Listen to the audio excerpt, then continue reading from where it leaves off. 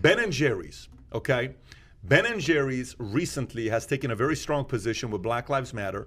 And if you look at their Instagram posts, one after another, you've been seeing what they've been talking about. Josh, your thoughts on this? Okay, I got a couple of thoughts here. Obviously, I can go in and I can talk about defund the police and how stupid that is, but let me move on to what I think they are doing wrong here.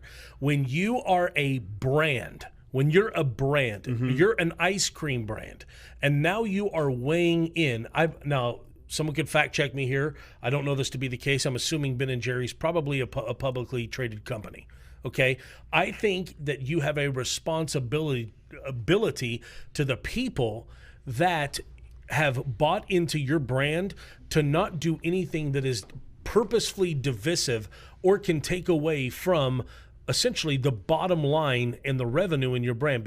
So say they come out and they take a side. Now what have you done? You've alienated half the country, and we've seen what's happened to that with cancel culture. And I'll say this on both sides, because I've played into cancel culture of Starbucks. Okay, so I think it's stupid, it's ignorant for the CEO to do something that's going to be divisive, no matter what I think of their idiotic message.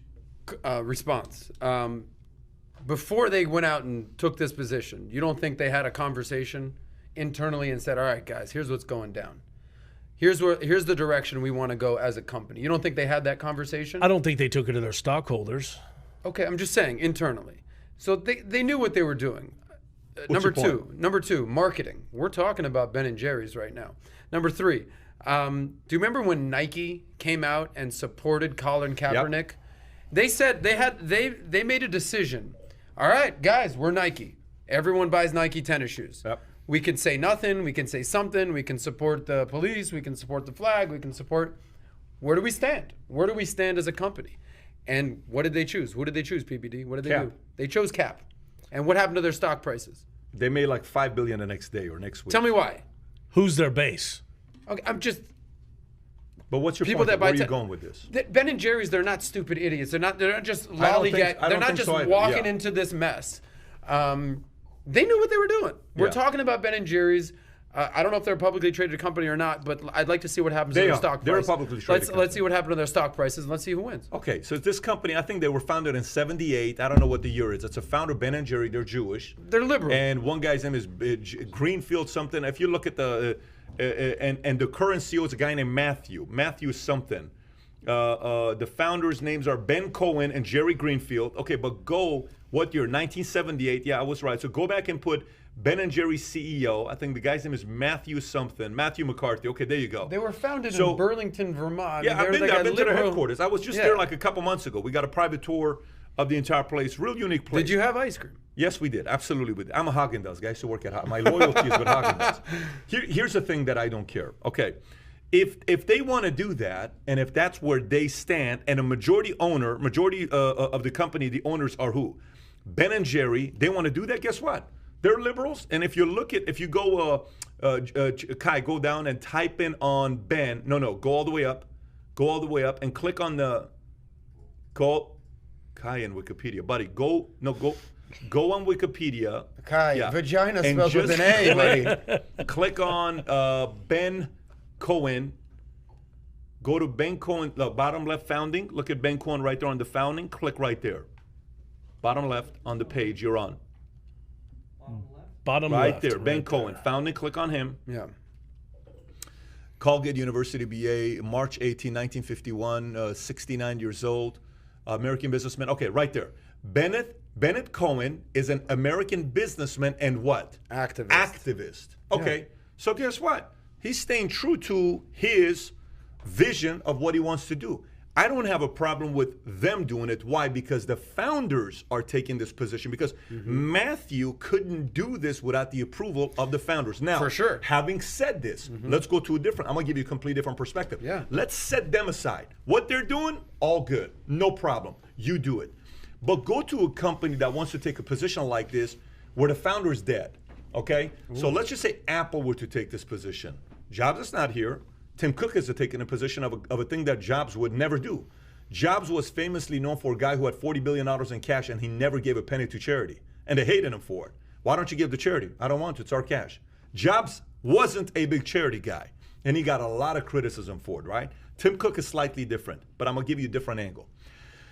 Why did Nike take a position of cap? Why did they do it? If they're sitting there in their board, here's what they're thinking about. In every family, one of your parents, if you make a comment, you're walking on eggshells with them. In your family, you may say, if I say something sensitive, my dad is like this. He'll snap immediately. But my mom is more what? Forgiving.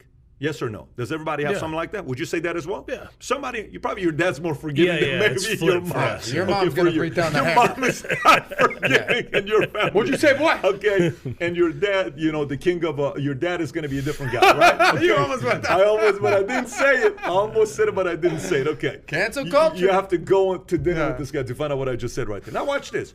Whenever a side is more sensitive and you walk on eggshells, you don't want to piss that side off.